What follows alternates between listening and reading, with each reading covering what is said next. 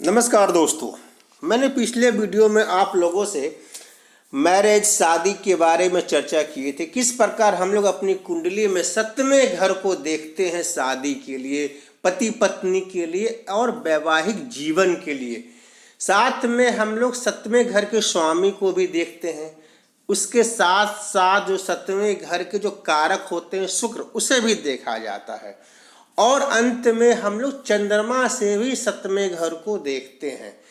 इन सारी चीज़ों को देखने के बाद हम लोग इस निष्कर्ष पर निकलते हैं कि इस व्यक्ति की शादी कब होगी, शादी कैसी रहेगी, शादी होगी कि नहीं होगी, क्या शादी के बाद तनाव आएगा, अलगाव आएगा, या बहुत सारी चीज़ें हम लोग देखते हैं। तो हमने पिछले वीडियो में आपको बताया था यदि हमारा सप्तमें घर का स्वामी यदि पहले घर में हो तो क्या होगा, दूसरे घर में हो तो क्या होगा। इसके अनुसार हमने सप्तमें घर तक की चर्चा की थी।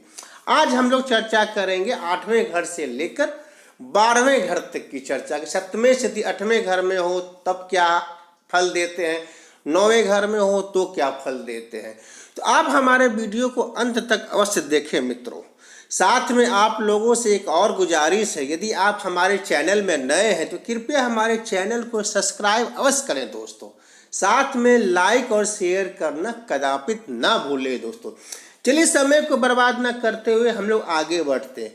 अब मान लीजिए कि हमारा जो सप्तमें घर का स्वामी जो सप्तमेश है, यदि हमारी कुंडली चाहे कोई भी कुंडली हो, लग्न की कुंडली चाहे मेष हो, वृष हो, मिथुन हो, कन्या हो, लेकर आपको कुंभ हो, मीन हो, कोई भी कुंडली हो, कोई भी लग्न कुंडली हो, सातवें घर को देखना है कि उसमें कौन से नंबर लिखे हुए हैं, वो कौन सी राशि होती है, उसके स्वामी कौन होते हैं, ये हमें मालूम होना चाहिए।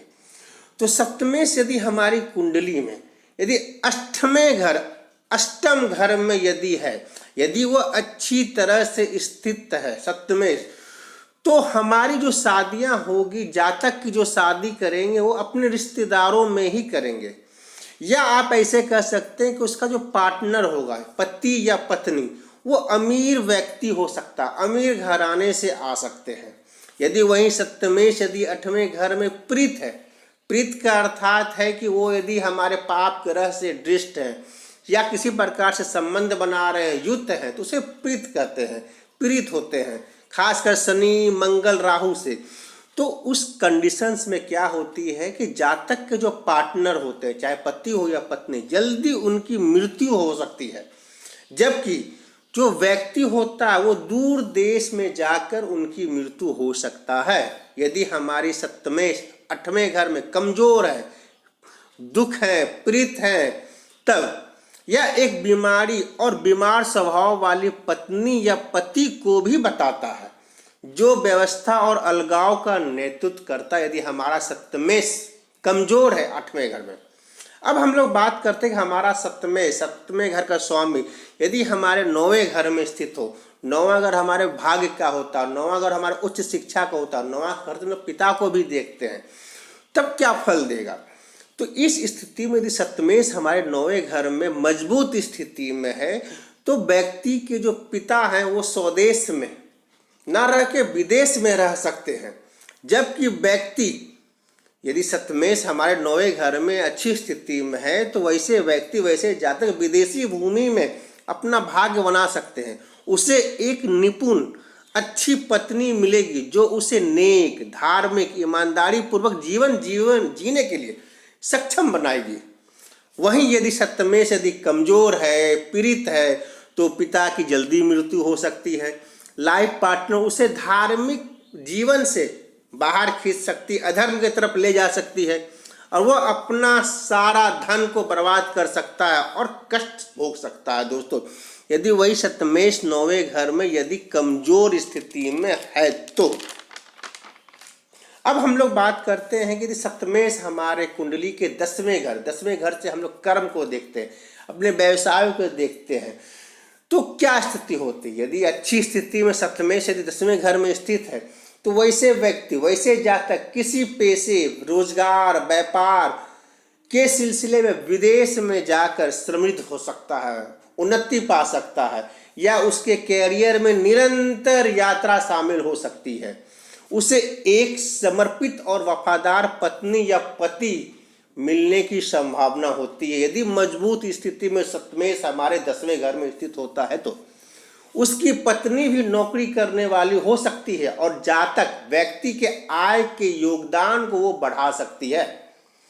वहीं यदि सप्तमेश 10वें घर में कमजोर है, पीड़ित है, तो वैसे व्यक्ति की जो पत्नी है वो पर्याप्त क्षमता के बिना लालची, लोभी और अति महत्वाकांक्षी हो सकती है। नतीजन यह होता कि सप्तमेश यदि हमारे 10वें में घर में पीड़ित है, कमजोर स्थिति में है, तो जातक का कैरियर खराब हो सकता है और बिगड़ भी सकता है दोस्तों। उसी प्रकार मान लीजिए यदि सप्तमेश हमारे 11वें घर में हो, हमारे लाभ के घर में हो, तब क्या स्थिति बनती है। यदि हमारा सप्तमेश 11वें घर लाभ के घर में यदि मजबूत स्थिति में है तो यहाँ एक से अधिक विवाह को बताता है दोस्तों।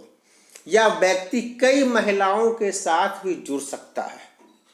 यदि किसी बेनिफिशियल डिपोजिशंस के रूप में स्थित है, मतलब शुभ ग्रह के प्रभाव में युक्त है या दृष्ट है, तो वैसे व्यक्ति एक पत्नी जो रहेगी वो अमीर पृष्ठभूमि वाली रहेगी, मतलब अमीर घराने से रह सकती है या बहुत अधिक धन वो ला सकती है। वहीं यदि सप्तमेश हमारे 11वें घर में यदि कमजोर है, पीड़ित है, पाप ग्रह से दृष्ट है, आपको युक्त है, तो वैसे व्यक्ति एक से अधिक बार शादी कर सकता है, लेकिन एक पत्नी की जीवन उस व्यक्ति से ज्यादा रह सकती है दोस्तों। उसी प्रकार दोस्तों यदि मान ली सप्तमेश हमारी कुंडली में यदि 12वें घर व्यय के घर में स्थित हो, तब क्या स्थिति बन सकती है।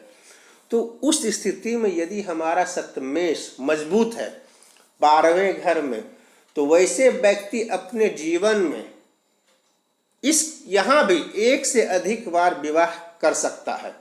वह दूसरी बार विवाह कर सकता है जबकि उसकी पहली पत्नी जीवित रहती भी है, मतलब एक साथ वो दो पत्नियों को रख सकता है।